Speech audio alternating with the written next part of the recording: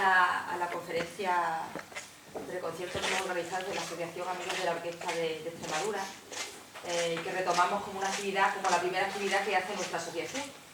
En primer lugar, quiero dar las gracias a los conferenciantes, a Álvaro Díaz y a Domingo González de la Rubia, por aceptar la invitación de venir a impartir la conferencia. Quiero dar las gracias también a la Sociedad Económica Extremeña de Amigos del País por hacernos las instalaciones para hacer la conferencia. Y por supuesto también dar las gracias a la Fundación y a los compañeros que trabajan en la Fundación, porque en todo momento se han puesto a disposición nuestra para ayudarnos a hacer todas las cosas que hemos tenido que hacer para empezar un poquito a funcionar. La asociación nuestra nace pues un poco para apoyar a la Orquesta de Extremadura como entidad cultural, como agrupación musical, y sobre todo lo que pretendemos nosotros es acercar la orquesta al público en general, que la orquesta sea una cosa que la sientan como suya, tanto en Badajoz como en Cáceres. Entonces, bueno, pues tenemos programado una serie de actividades, ahora estamos empezando, como podéis comprender. Entonces, bueno, nuestra primera actividad es esta, la hacemos con mucha ilusión, la hacemos con mucho ímpetu y bueno, esperamos que sea de vuestro agrado todo lo que podamos organizar. Y comentaros que bueno, ahí fuera hemos dejado unos boletines de inscripción para quien quiera hacerse socio de nuestra asociación. En principio, los boletines, quien quiera puede entregarlos en la taquilla del Palacio de Congreso, o bien también en la Fundación en horario de mañana, o bien ponernos en contacto con la Fundación Orquesta de Extremadura o con la propia orquesta, y ya ellos se pondrán en contacto con nosotros para hacernos los llegar. Sin más, ya no os enrollo más ni digo más cosas, y ahora doy la palabra al director artístico.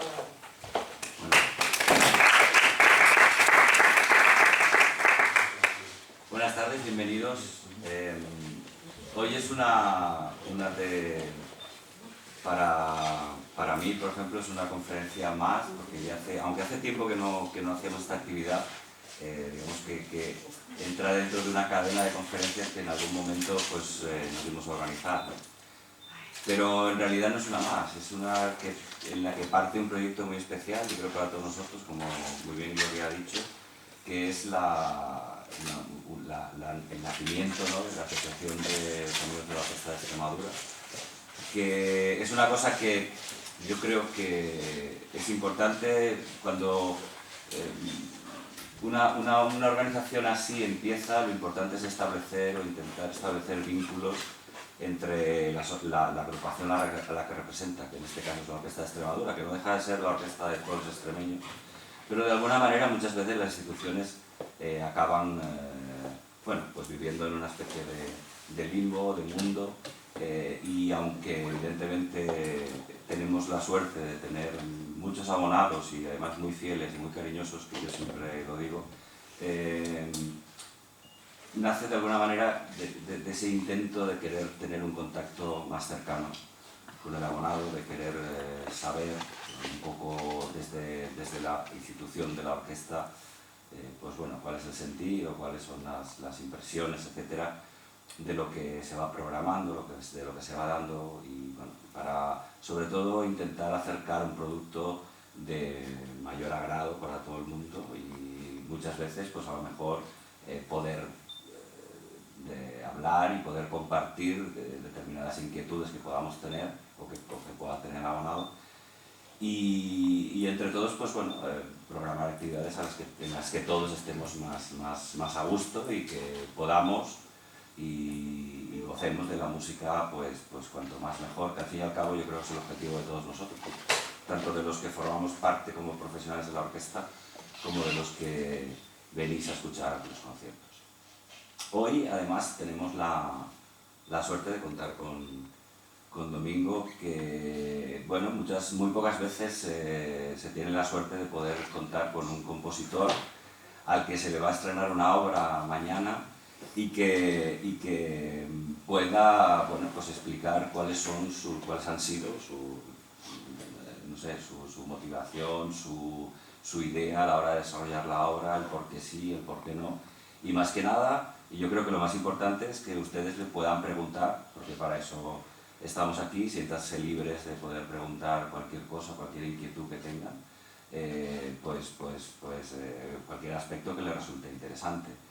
Con este concierto, el concierto que hacemos mañana, la verdad es que cumple, digamos, sobre todo en su primera parte, una circunstancia bastante especial, y es que se tocan 2 obras de compositores vivos, que no suele ser habitual en la programación de las orquestas, ¿no? Está también dentro del ciclo de música contemporánea patrocinado por de música actual, perdón, organizado por la Sociedad Filarmónica, y todo ello también patrocinado por el Ministerio de Cultura, INAEM, etc. Pero resalto esta circunstancia porque no suele ser habitual. Yo creo, siempre es una de las premisas que cuando decido la programación de la orquesta tengo en cuenta, que la orquesta debe siempre dar un servicio público. Yo siempre pienso siempre lo he pensado, que cualquier orquesta no deja de ser una orquesta pagada con dinero público, etcétera, todas estas cosas, ¿no? Y que un poco la obligación, entre comillas, que tenemos es dar una muestra, por lo menos a lo largo de la programación de abono, de cuál es el rango de obras que una orquesta sinfónica actual puede abarcar. Bueno, normalmente estamos hablando de composiciones que pueden partir de 1780, etcétera, hasta composiciones que nos llevan al 2015. Ahí hay muchísima música que escuchar. Y aunque evidentemente, normalmente en las programaciones casi siempre acudimos a lugares comunes, ¿no? Brahms, Beethoven, Schumann, etcétera, creo que es muy importante también que demos una muestra tanto de música que es poco habitual por lo antiguo. Por ejemplo, en la temporada pasada tuvimos un concierto dedicado a música barroca, que tampoco es habitual que una orquesta aborde, como por lo actual, ¿no? Creo que es importante que se escuche cuál es el punto, o podamos dar una muestra de lo que es la creación contemporánea. Y bueno, vuelvo a repetir, ojalá hubiéramos tenido la oportunidad los directores de poder preguntarle a Brahms o a Beethoven o a Schumann qué es lo que... No sé si esto funciona, qué es lo que pensaban cuando escribieron sus sinfonías, ojalá hubiéramos tenido la oportunidad, ya nos gustaría, ¿no? Pero hoy sí tenemos la oportunidad de que Domingo pues, nos explique a grandes rasgos, o como quieras, o a pequeños rasgos, o como sea, que nos explique el díptico, que es la obra que escucharemos. Yo simplemente avanzo que es una obra, está inspirada en elementos extremeños, es una obra que encarga la Orquesta de Extremadura con la ayuda de la Fundación Autor y de la Asociación de Orquestas Españolas, que cada año proponen que las orquestas podamos hacer un encargo a compositores. Nosotros pasamos un poco el encargo a la Asociación de Compositores Extremeños, y la Asociación de Compositores Extremeños, que tenemos aquí al vicepresidente, la Asociación de Compositores Extremeños le hizo la propuesta a Domingo y nos la aceptaron, ¿no? Entonces, Domingo tuvo a bien hacer una composición que está inspirada en elementos de esta tierra, y que creo que además es muy adecuada, pues precisamente por eso, ¿no? Porque todo redunda en lo mismo. Así que yo ya no hablo más y le cedo la palabra a Domingo que os explique, o que nos explique. Yo digo que os explique porque yo la conozco más, ¿no? Que os explique la obra. Bueno, muchas gracias. El placer es para mí, porque me decía Álvaro, es un placer, el placer es para mí tener a Álvaro al lado, que es una persona seria, muy responsable, y como he podido comprobar, y lo conocía de antes porque algún ejercicio crítico de algún concierto me hicieron, no sé si lo sabes, y tuve que hacer, y es un honor que él esté al frente de la orquesta. Y evidentemente estar aquí. Yo ahora hablaba con Gloria y se pone muy nervioso, ¿no? Porque yo no soy muy mayor, pero tampoco soy tan joven. Entonces recordaba la orquesta y le decía, esta mañana me he acordado de un hecho. Cuando no había orquesta, yo me puse en contacto con la Junta de Extremadura para demandar la creación de una orquesta aquí, en Extremadura, antes de que hubiera una sola orquesta. Fui, digamos, de los pioneros. Esto no está publicado, pero en bien de los que nos quejamos tanto a veces los políticos, tengo que decir que hubo una buena recepción. Hubo un señor, no voy a decir el nombre para que no haya ningún tipo de adscripción, pero que se preocupó, me llamó por teléfono y me explicó algo que después han cumplido, que parece mentira, ¿no?, que los políticos cumplan cosas. Pues sí lo cumplieron. Dijeron, vamos a hacer una orquesta, vamos a tener que hacer la contratación de gente de fuera, o sea, que tenía todo un aparato burocrático importante, y yo dije, hombre, lo van a hacer bien, lo van a hacer en serio, y lo hicieron. Y estoy hablando pues hace muchos años, ¿no? Y la verdad es que estar aquí pues me alegro mucho. Y respecto a la obra, hombre, los compositores tienen pocas oportunidades de tener obras orquestales. O ganas un concurso, algún concurso orquestal ganado, y entonces, bueno, pues tienes ahí la obra y la tocan. Pero es difícil. La anterior fue una sinfonía que estrenó, no sé si han oído hablar de Kurt Sanderling, es un gran director, su hijo Thomas Sanderling. Tuve la fortuna de que la Orquesta Filarmónica de Ucrania, o de Novosibirsk, ya no me acuerdo, la tocara, y al cabo de los años pues la Asociación de Compositores Extremeños pues hizo una convocatoria y de una manera que también creo que vale la pena decirlo, ¿no? Muy democrática, se vota, y en un turno, en fin, bastante democrático, fueron los compañeros que dijeron, vale, pues que Domingo presente un proyecto. Después, lo que dice Álvaro, ese proyecto lo presentas a una comisión, o sea, no es tan sencillo en el sentido de decir, ya vas para allá, hay que hacer una acreditación, ¿no? Pero bueno, y después uno modestamente intenta trabajar y hacerlo.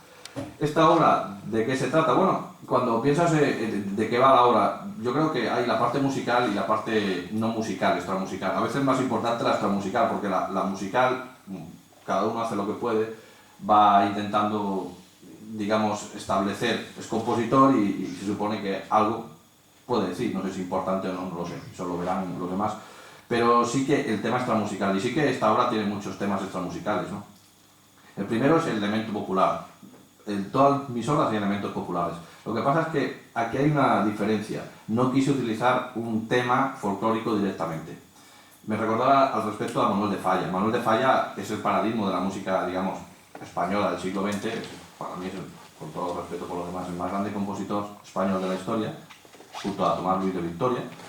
Y bueno, el caso es que el Falla no utilizó directamente temas populares en sus grandes obras, sino que a veces adaptó alguna cosa, ¿no? Eso lo he hecho yo también con obras extremeñas. Por ejemplo, el año pasado en Moscú di un concierto con canciones populares extremeñas, también ahora en Chicago, hace cosa de 2 meses, y sí que hay un elemento folclórico, pero en esta obra no. O sea, todo lo que puede sonar folclórico es indirecto, porque no quería que fuera el típico tema que dices, ah, mira, este tema es el que suena.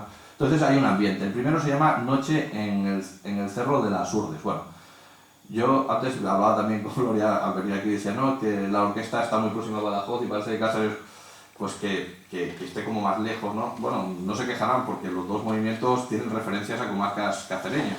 Una es las Urdes y otra es la Vera, ¿no? El folclore extremeño es el folclore de España que más tarde ha llegado de manera erudita al estudio sistemático, ¿no? Se conoce muy bien el gallego, se conoce el catalán, se conoce en general. El extremeño está todavía por descubrir bastante cosa y se está descubriendo, pero no es tan conocido, ¿no? Entonces, bueno, que es curioso pensar que en el folclore extremeño hay sirenas, hay duendes, hay gnomos, hay ogros, hay fantasmas, como en cualquier otra tradición. Y lo que quise en el primer movimiento es pensar en una noche cerrada en las Urdes, qué sensaciones un poco, digamos, de estas que te ponen la piel de gallina en una comarca. Bueno, es muy sencillo, imaginad que vais caminando y vais a ver qué pasa, ya no vas viendo como sombras, vas viendo como si hubiera espíritus elementales que se están moviendo allá, que si surgen ogros, que surgen duendes, y eso es lo que quise en principio, ¿no? Hay un tema de Loboy, que es como, al principio, que es como de influencia folclórica, pero directamente no es folclórico, aunque pueda parecerlo. O sea, es una visión un poco idealizada de lo que es el folclore. También podía haber puesto una jota o cosas así, pero no quise hacerlo, ¿no? La armonía, aunque es un tema... Yo he tenido 2 grandes influencias. Una es Scriabin, que es un compositor que inventó un acorde... ¿Esto se puede tocar, el piano? Está ya preparado. Hay un acorde que se llama el acorde místico, que es este. Es un acorde un poco raro. Es un acorde que la armonía funciona a partir de 6 notas, no 4, que es... Generalmente son 4 duplicadas, ¿no? La armonía mística son 6. Entonces son acordes que quedan como un poco en el aire. La música parece que no avanza, se queda como estática, ¿no? Y entonces, ¿cuál es la manera que se avance? Haciendo figuraciones.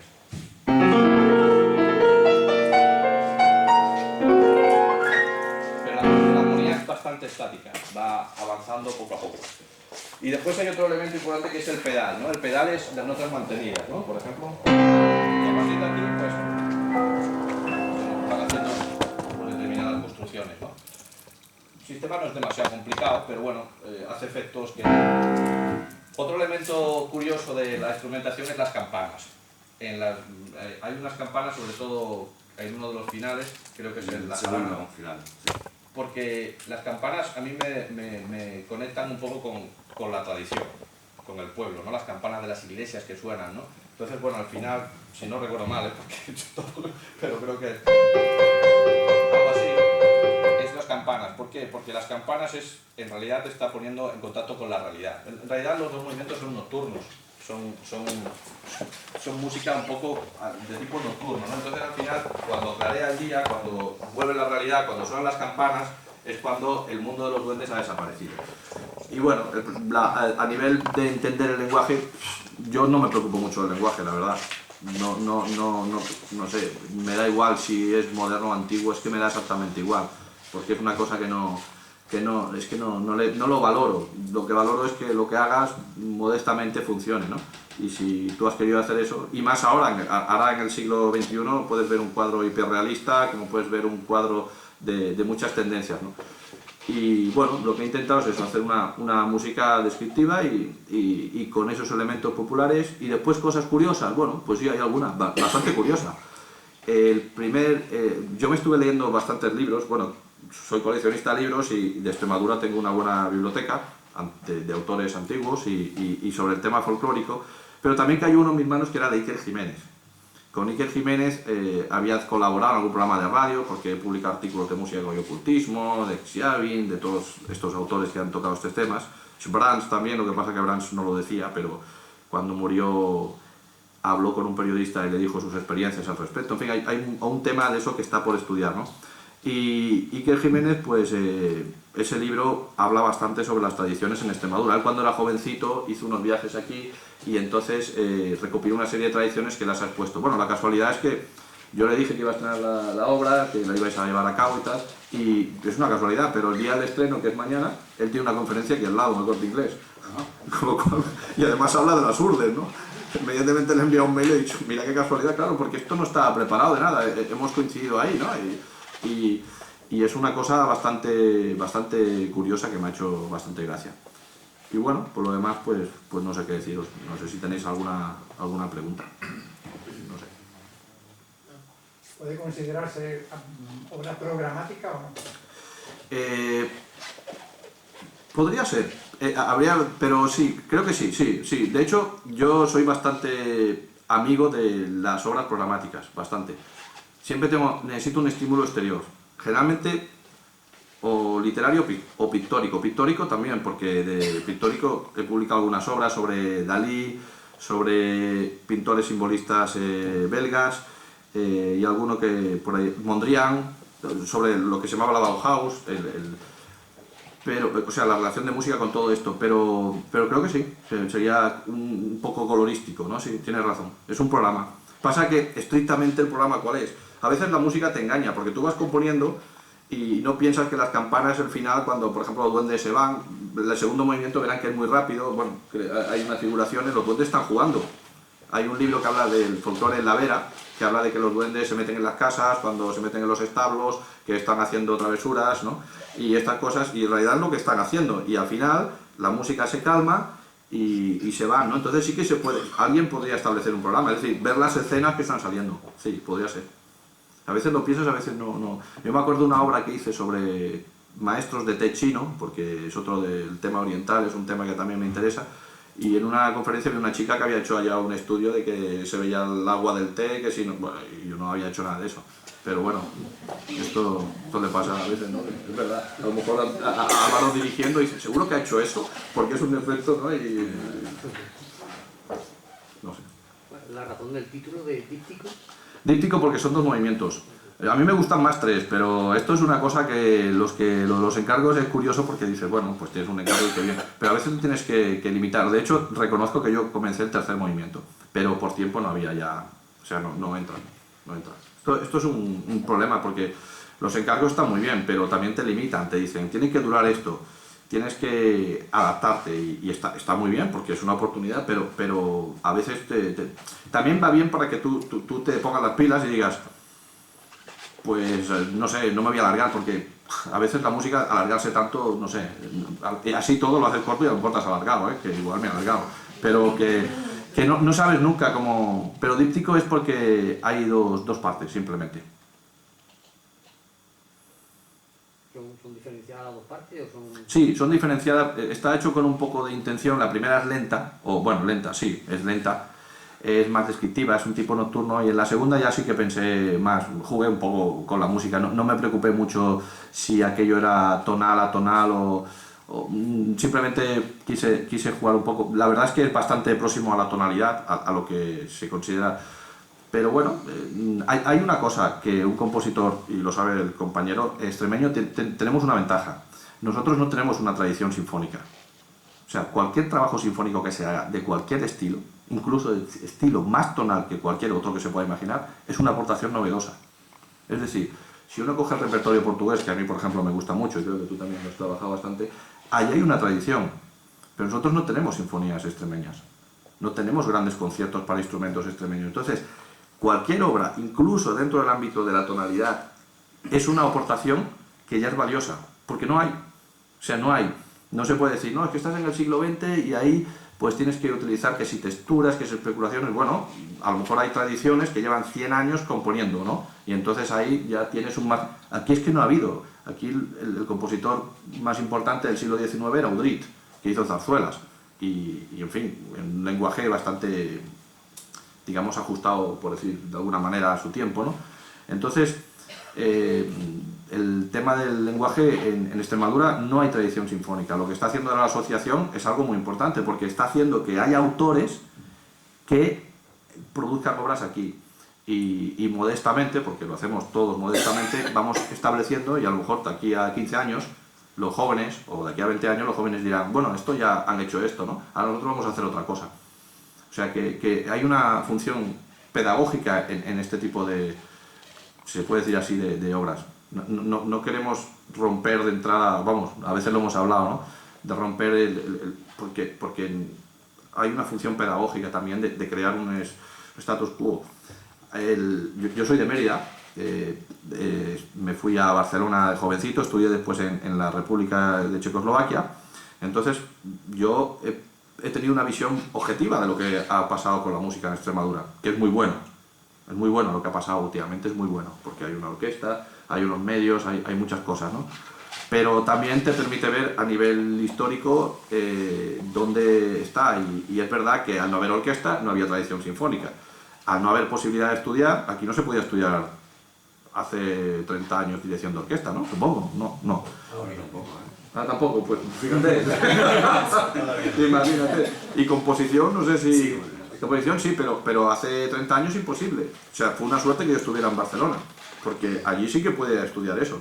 Y vino maestros también, García Asensio alguna vez, y gente que era una suerte, pero aquí no había. Entonces, ahora sí, poco a poco, aunque no hay profesores de dirección, ojalá que haya pronto, ¿no? Porque entonces la gente no tendrá que irse fuera y creará un sustrato de tradición que nos hace falta, ¿no?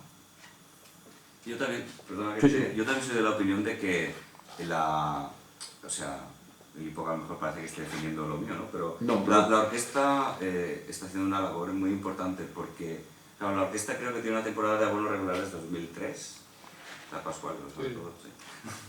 Tiene una temporada regular de abonos desde 2003 y ya son 12 años de abono. Son 12 años en los que se escucha música clásica en directo regularmente y con una agrupación profesional.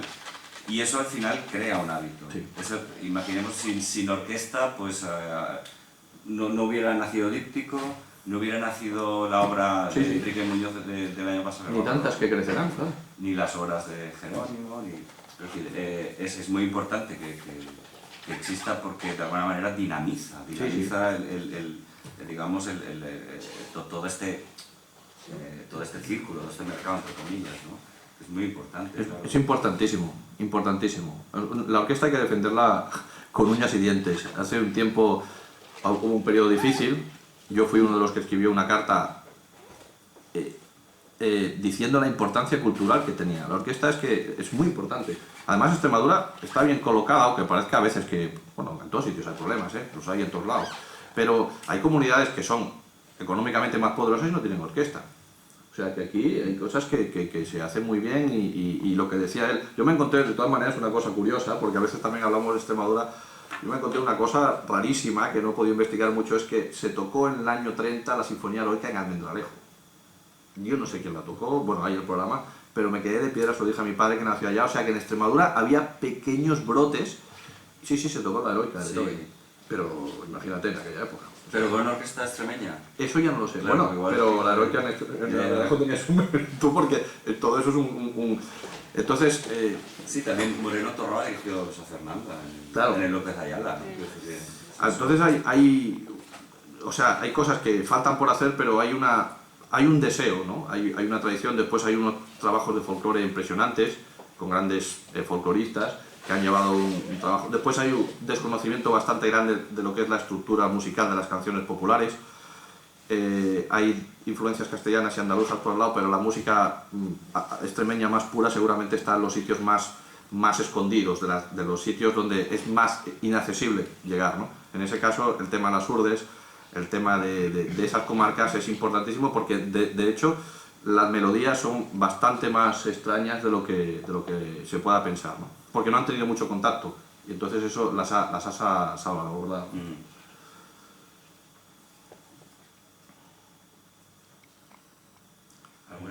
Yo quería hacer una pregunta. La pregunta al final, aprovechando la confianza que tengo con ambos, particularmente con Domingo, le voy a tocar un poco las narices. Sí, claro, hombre. Pero, Para eso estamos aquí. previamente a eso, quería, no sé, decir públicamente y dejar patente, pues algo que casi se ha mencionado, pero yo quiero puntualizar un pelín más, y es que agradezco a ambos, y lo agradezco no como músico, como compositor, no, lo agradezco como extremeño de base, el que la orquesta, una orquesta oficial, una orquesta que yo me siento, y cada vez que escribo algo digo la orquesta de todos nosotros, arriesgue, porque es arriesgado en la programación, arriesgue tocando música contemporánea. Eso no es tan habitual como algunos de nosotros pudiera pensar. Y eso lo puede corroborar ahora con muchos más datos que yo. Y arriesgan porque es un riesgo. Lo seguro es con Mozart, Beethoven, Brahms, ala, triunfan. Hacer otro tipo de cosas es un riesgo. Y lo asumen con valentía y con una grandísima profesionalidad. Y eso es cojonudo. El hecho que además toquen piezas de gente extremeña no solo es compatible con ese riesgo, sino además contribuye a que entre los compositores y la orquesta se esté haciendo algo importantísimo. Estamos dejando patrimonio extremeño para los que vienen detrás de nosotros. No había tradición, o puede que hubiera poca tradición sinfónica, compositiva o no sé qué, pero dentro de 50 años o de 150 años habrán creado algunos locos piezas que afortunadamente otros han arriesgado y han tocado, que estarán ahí, y que nuestros nietos, los míos, los de todos nosotros puedan decir, oh, pues aquí hay cosas que hicieron antes, ¿qué narices? No solo por turraco, hemos hecho cosas gordas, importantes, y para eso es necesario el auxilio de todos. Y aquí tenemos, en este caso, un compositor que ha hecho eso, y un director como representante, no es el único, hay más gente relacionada con la fundación, que se han empeñado eso, y yo eso lo agradezco, insisto, no ya como músico o compositor, claramente parte interesada en la cosa, ¿no? Como extremeño, eso es tela de oro. Y una vez echados esos piropos, le preguntaría a Domingo. Esto es traición, He oído, yo no he oído parte de la obra, nada. Todo lo que Bueno, conozco pues de la entonces obra, puedes hablar bien porque hasta que la oigas después ya te...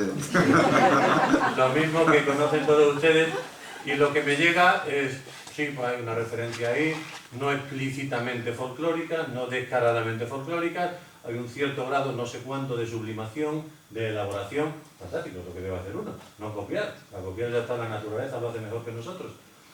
Y salen las burdes, los fantasmas, los arbolitos, las ramas que se mueven y la luna llena detrás de no sé qué. Y todo ese trabajo tan cojonudo, tan casi pictórico y descriptivo, y lo llama dístico. Coño, le podría haber puesto algo más alegórico, más coherente con esto. Claro, él puede decir, le pongo el nombre que me dé la gana, que para eso soy el padre de la criatura. Pero, ¿por qué el Yo te nombre animo a que improvises un nombre, porque el primero ya se sabe. El primero tela, bueno, es largo. Noche en el Cerro de las Urdes. O sea, más claro imposible. Hay incluso quien me ha dicho, yo me acuerdo cuando hice una sinfonía, no me acuerdo qué nombre le puse, que me dice, es que estaba muy explícito y la gente ya cuando fue a escuchar, pues aquí está explícito. O sea, que la gente sabe Noche en el Cerro de las Urdes. Y hay gente que pudiera pensar, no da mucho lugar a la fantasía, claro, porque ya lo dices. Y el segundo, jarana de los duendes de la Vera. Hombre, jarana no parece que estén muy serios los duendes allá. Entonces, claro, díptico, ¿qué le pondrías? A ver. No, es que es muy fácil. Se podía poner puesto dos movimientos extremeños, o por ejemplo, aquí en Portugal le ponen la suite lentejana, que habla, pero sí, se puede haber puesto, no sé, a lo mejor he metido la pata, pero no me he dado cuenta. De todas maneras, la historia de los nombres de las obras siempre tiene su curiosidad. Por ejemplo, las variaciones Enigma sí, ¿verdad? No se llamaron Enigma, o sea, Elgar las compone y las llamó variaciones para orquesta. Después en una segunda revisión les pone variaciones sobre un tema original para orquesta. Y bueno, y comentando sobre el tema que origina todas las variaciones, con un amigo, muy amigo suyo y crítico y tal, que es Jäger, que es una persona importantísima, al que está dedicado a la variación más famosa, que es Nimrod, le comenta que en realidad el tema no aparece.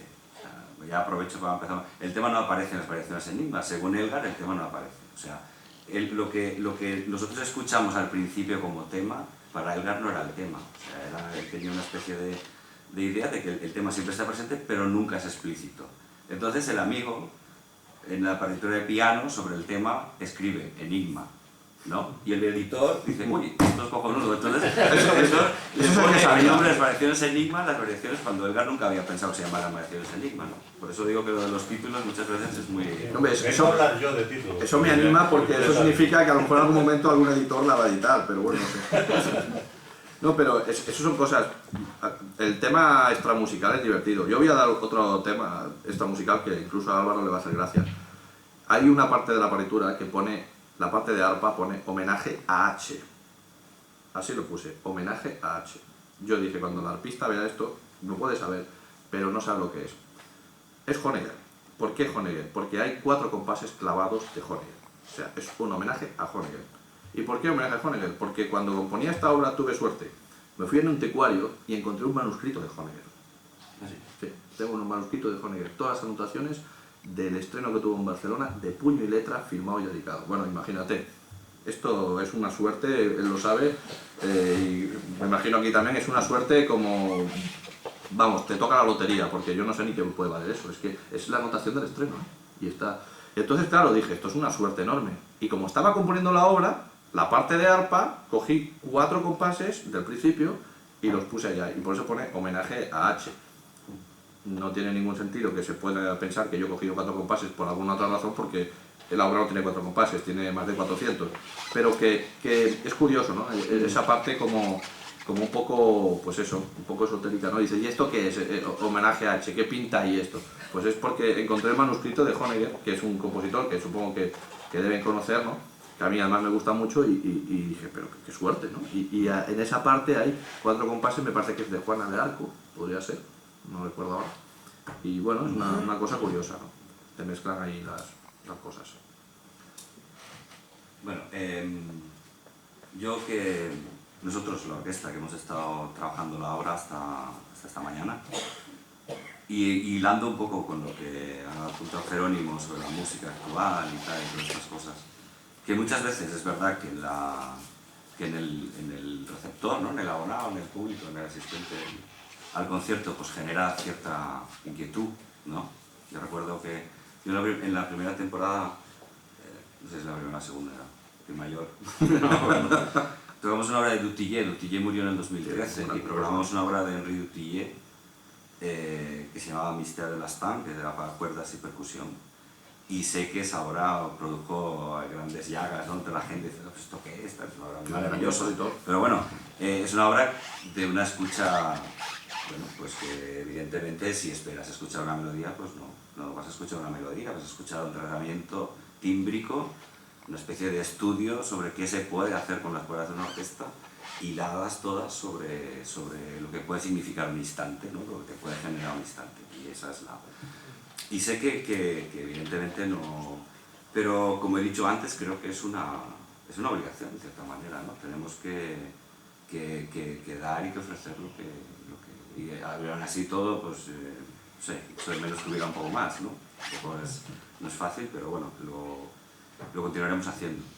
Y sobre todo con la música española también, ¿no? Últimamente me he enterrado mucho con esto y creo que es muy importante.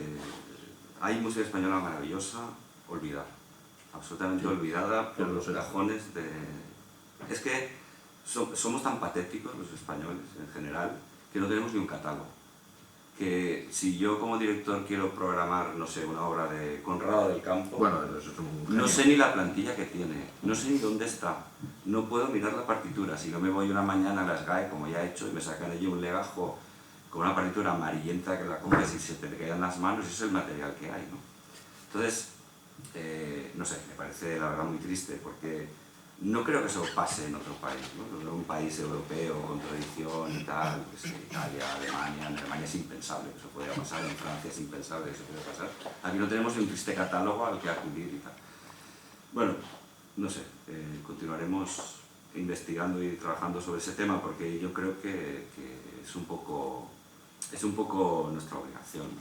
Evidentemente ofrecer las obras que todo el mundo espera escuchar, pero también ofrecer otro tipo de música. Ofrecer compositores que nunca se han escuchado aquí, que nombrabas a Honegger. Yo no sé si alguna vez se ha tocado una obra de Honegger en la orquesta, pero Honegger no ha tocado, la orquesta ha tocado Honegger. Esta es la primera vez que se monta en Enigma. Es un programa muy atrevido en el sentido positivo. De cientos de compositores que aquí no se han escuchado, ¿no? No sé, hay afortunadamente muchos argumentos de los que tirar, muchos hilos de los que tirar para poder elaborar, ¿no? Claro, es que esto es lo que está diciendo ahora es muy importante. Hablamos de la composición, pero es que la interpretación, estaba diciendo autores que, y eso también es una valentía y sobre todo es un respeto por el público, porque estás diciendo, no voy a bajar el nivel porque no haya esta tradición, sino que voy a plantar esto aquí como lo podía plantar en cualquier repertorio. Yo hablé del repertorio que va a dirigir Álvaro el otro día, y un compañero de allá, de una orquesta que tiene tradición, porque tiene muchos años, dijo, ostras, dice, pues un repertorio, o sea, que potente en el sentido de que no hace concesión fácil, ¿no? Y yo dije, sí, digo, es que eso está muy bien, digo, porque hacerlo de otra manera podría pensarse que es que la gente que va a escuchar no está preparada, y sí que está preparada. Sí. Las obras son buenas y malas, no importa, y hay obras contemporáneas que a mí no me gustan nada, y supongo que a ti tampoco, y otras que dices, qué maravilla, ¿no? Pero no puedes opinar si no las escuchas. O sea, tú puedes decir, esta obra no me gusta, lo puedes decir directamente, no me gusta, perfecto, pero escúchala, porque si no lo escuchas no puedes decir que no te gusta, sino que realmente no la conoces, que es peor. Y esto, la orquesta, vamos, yo creo que tiene una muy buena, lo digo de verdad, una muy buena reputación en este sentido, seguro, segurísimo. Yo quería apuntar que es un atrevimiento, puesto que el concierto CAE que organiza la Sociedad Filarmónica, suele haber bastante gente hasta el descanso. Después desaparece. Eso es normal. Allí también dirigí el otro día un concierto y a la mitad del concierto me dice el primer violín, me dice, ¿han visto que se ha ido a la sala? Digo, no me digas. Bueno, vale, pero... Pero la música tuya, ¿no? Pues te voy a decir la verdad, aún no se había tocado mi pieza, podía ocurrir. Yo en esto no tenía muchos problemas, lo digo de verdad, pero hay gente que tiene una estética más lo que sea, bueno, pero también es valiente, él escribe lo que quiere y la gente... Y lo único que puedes hacer es hacerlo en las mejores condiciones, ofrecer el producto, la obra en las mejores condiciones, ¿no? Y después está el público, el que manda es el público, Esto no nos engañemos, O sea, la gente no es tonta. Beethoven ha durado hasta ahora porque estaba Beethoven, y estaba Hummel, y estaba Kalkbrenner, y estaban 40 compositores, pero lo que queda es Beethoven por algo. Y eso es porque la gente, el pueblo, la tradición ha hecho que sea así. Y aquí pasará igual. Si pasan 50 años, alguno habrá, oye, pues aquello que se tocó aquella vez, pues no estuvo tan mal, ¿por qué no lo volvemos a tocar? Y así se hacen las cosas, es que no hay otra. Pero está muy bien esto que dice. Claro, él tiene su parte también de riesgo, él la tiene. Claro, él tiene que levantar la batuta en un momento y que decir, bueno, no sé, yo lo veo con mucho mérito en ese sentido. Bueno, gracias a todos. pero vamos, sí, yo estoy convencido de que es lo que se debe hacer. Y un poco por hilando con lo que decía antes, los que hemos trabajado la obra, les puedo asegurar que nos van a asustar. Eso me alegra mucho porque así no se irán a la media parte. No sé. Es decir, la obra es de fácil escucha, eso es importante. Es una obra que, bueno, la he escrito perfectamente el Domingo, mejor que yo la puedo decirlo, pero en el que tiene un segundo movimiento muy dinámico, muy vivo, que es muy divertido de escuchar. Incluso pasan muchas cosas a la vez, sin parar. Son duendes. Entonces, y vamos, es de una escucha agradable y yo creo que les va a gustar. Y bueno, y siguiendo un poco con el... Está muy interesante sobre el debate sobre la música extremeña, casi más que sobre el contenido del concierto. Y por hablarles un poco del resto de obras del concierto, aunque no sé si podemos seguir con esto. No, como queráis. Que la obra de David, que es la obra de David el Puerto, que es la que completa la primera parte, según yo lo entiendo, también es de una fácil escucha. Es decir, David se estrenó el concierto para cello Campos de Tauro en el 2014, fue un encargo de la Orquesta de Castilla y León. Lo estrenó el chelista que lo toca, lo estrenó Guillermo. Y bueno, desde yo ayer hablaba con Guillermo y me dijo que esta es la 7ª vez que se hace el concierto, que eso para ser una composición que no tiene un poco más de un año, Está muy bien. pues está muy bien. Eso significa dos cosas. Una, que el concierto evidentemente funciona y que como obra solística evidentemente está muy bien concebido. Y después que la música está bien construida, está muy bien construida. Campos de Tauro está construido sobre la idea de la constelación de Tauro. Se llama así precisamente por eso. David es una persona que está muy obsesionada con el tema de las estrellas y tal, todas estas cosas así como astronómicas, y a muchas de sus obras les pone referencia de nombres de estrellas, etcétera, o de constelaciones. Por ejemplo, su primera sinfonía se llama Boreas, que es también el nombre de una estrella, porque lo tiene como muy a gala. Y habla, o sea, la obra está dividida en 5 secciones que no tienen, perdón, en 1, 2, 3, 4, 5, 6, en 6 secciones, pero no hay pausa entre ellas, sin solución de continuidad, van todas seguidas. Y bueno, cumple un poco los requisitos que normalmente o habitualmente uno espera, ¿no?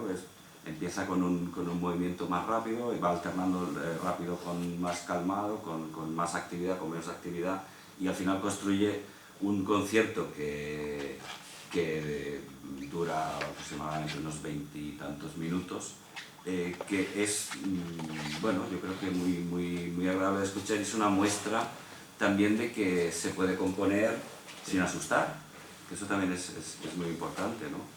El concierto en el lenguaje es un lenguaje muy modal. Cuando hablamos de lenguaje modal, hablamos de un lenguaje que se construye con otras escalas, que no son las escalas que normalmente estamos acostumbrados, es mayor y menor, sino...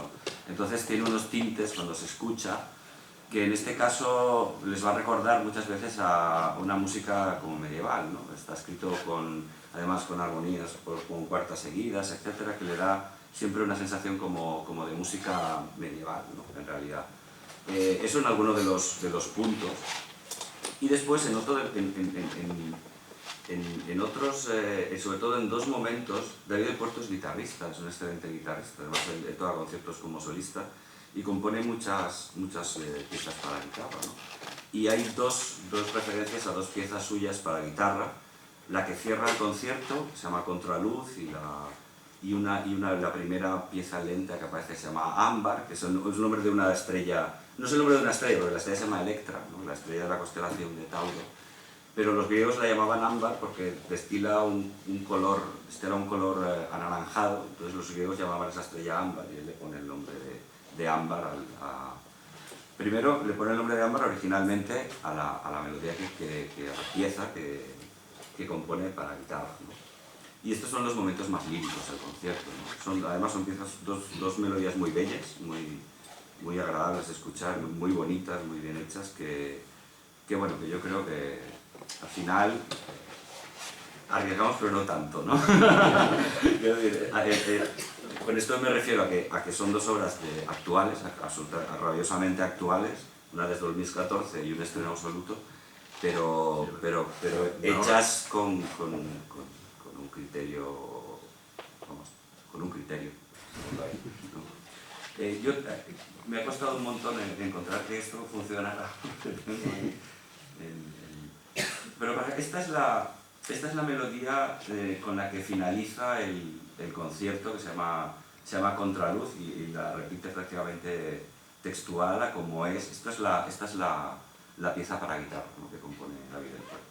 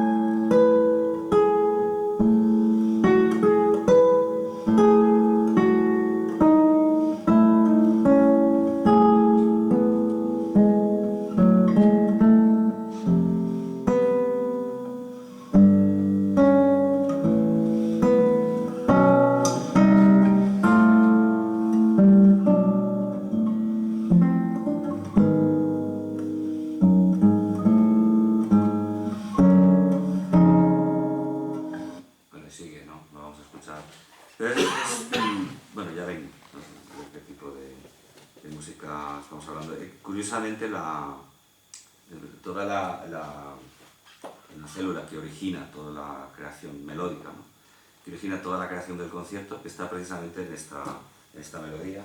Yo no soy, perdónenme, pero soy muy mal pianista. Bueno, soy muy malo tocando, no se puede llamar pianista, me puede decir.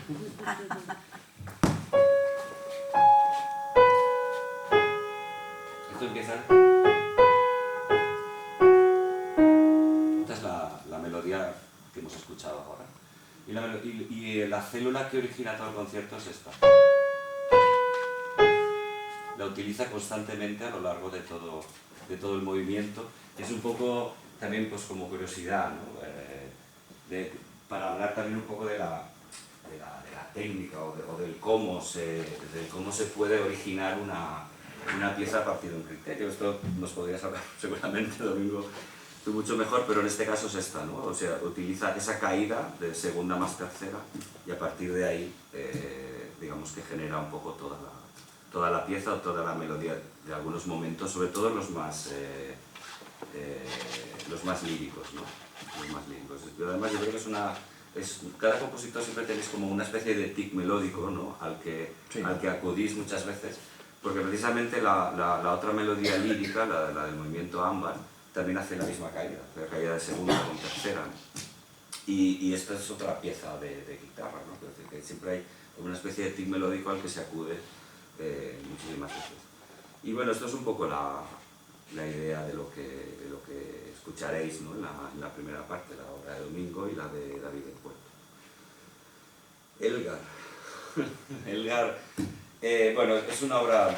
Yo estoy, la verdad, muy contento y muy emocionado, lo digo de verdad, de poder hacer esta obra. Precisamente cuando llegué a la orquesta en el 12, una de las obras que dije tengo que dirigir era esta, ¿no? Es una obra que me parece fantástica, es una especie de obra de arte. Lo comentábamos Domingo y yo, ¿no? Realmente la calidad, ¿no?, de este compositor, que además fue, durante toda su propia vida, fue duramente reconocido, ¿no? Precisamente a partir de las variaciones Enigma se le empieza a tener en consideración, pero eso tomaba en serio. Ya tenía 42 años cuando hace las variaciones Enigma, y de alguna manera la obra la hace casi como una broma. O sea, ahora explicaré un poco cuál es el origen de la obra y ya veréis, ¿no? pero es un compositor de una sensibilidad y un gusto exquisito, ¿no? Enímalas compone en 1899. Yo he tenido la curiosidad, porque a veces estas cosas me hacen gracia, ¿no? A mí todo esto de los números y tal, ya saben que me gusta mucho. Entonces, ¿qué pasaba en 1899 por el mundo? Y te das cuenta de pues, cosas muy curiosas, ¿no? Por ejemplo, en España pierde Cuba en 1899, ¿no? Para que nos situemos, o en España a Francisco Silvela se le propone la creación del primer gobierno, ¿no? Para un poco que nos situemos políticamente en lo que pasa.